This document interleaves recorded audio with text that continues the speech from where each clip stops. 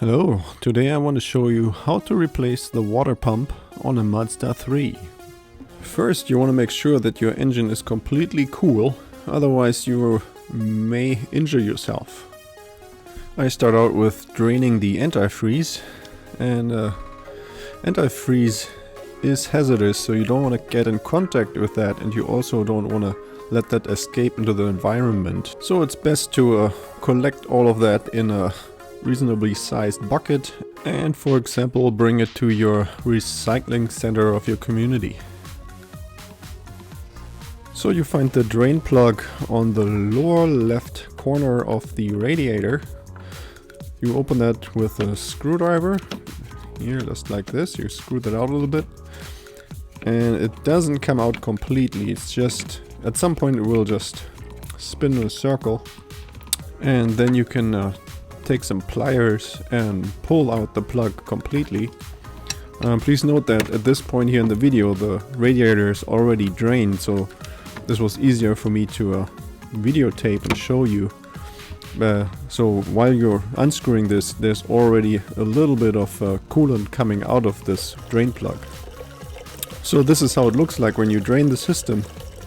And in order to speed things up, you can just remove the cap from the reservoir.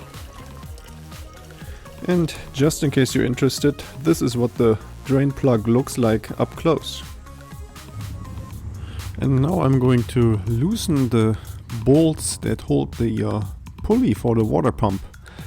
Can't really show that here in the video because then my hand will be in the way. I'm just pointing at those bolts. You see those three down here.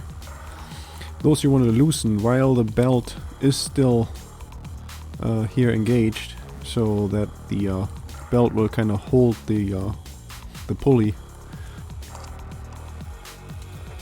And okay, now in order to get some better access to the water pump, I'm going to remove this panel in the right wheel well, and then the water pump is going to be here up in this area where I'm pointing at with the arrow.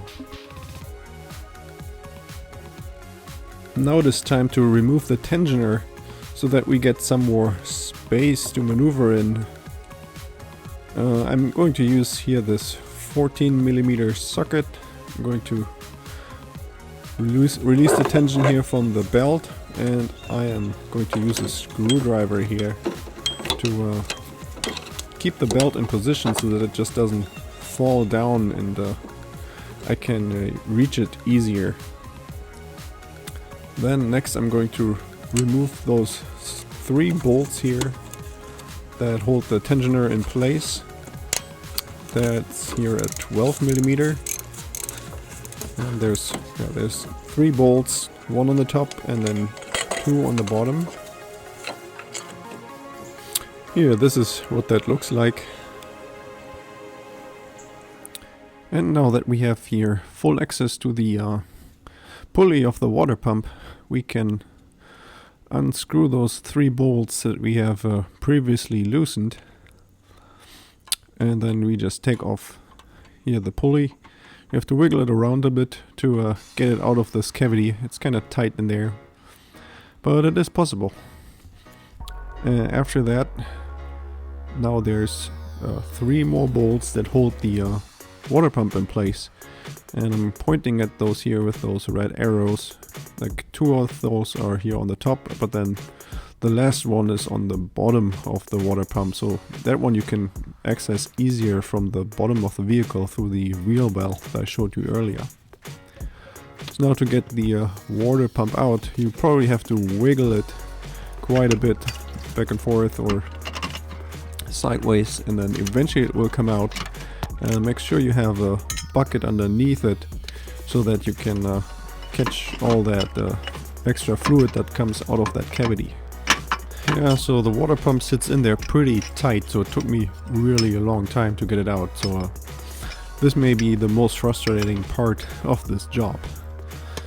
So now let's have a look here into the hole that we just opened up. And so back there we can see the thermostat. There's also a video you can find here in the upper right corner where I changed that. And then also I'm now examining here how dirty it is in here and around this area.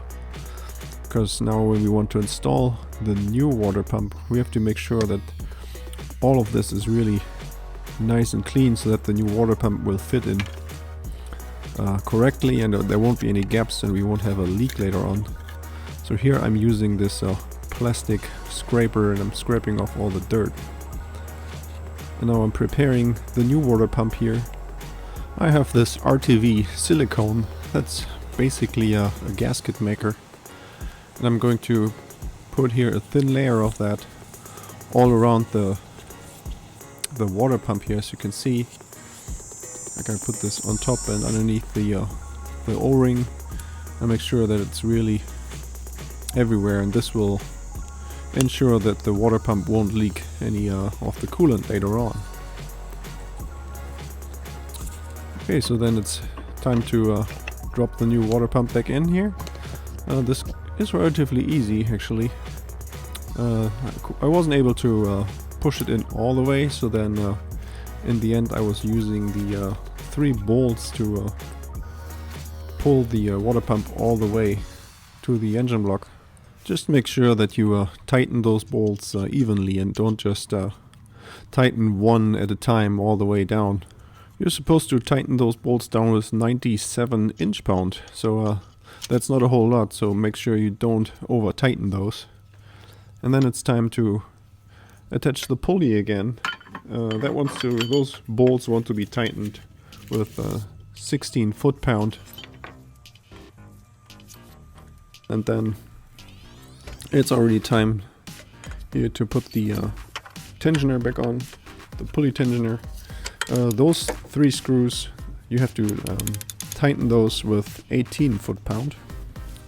And when you're putting the belt back on, just really make sure that the belt sits in the correct locations around all the individual pulleys, because you don't want to have that sit on any of the pulleys crooked.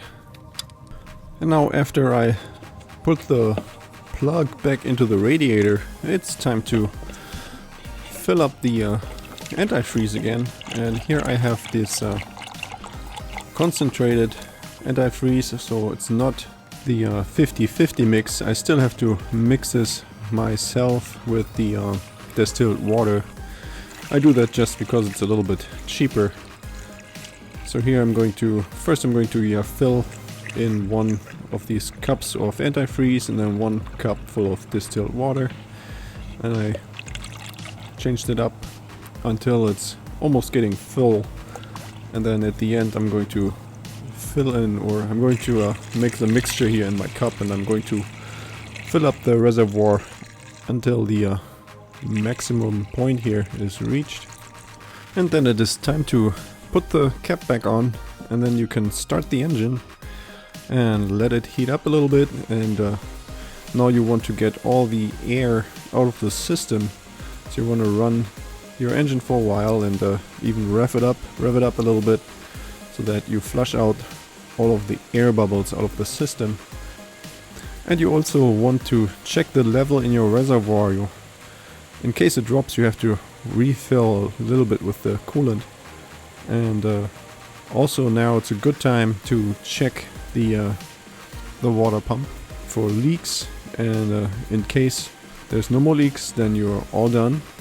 And this is it. So thank you very much for watching, and hope this helps. And don't forget to check out my other Mazda 3 repair videos.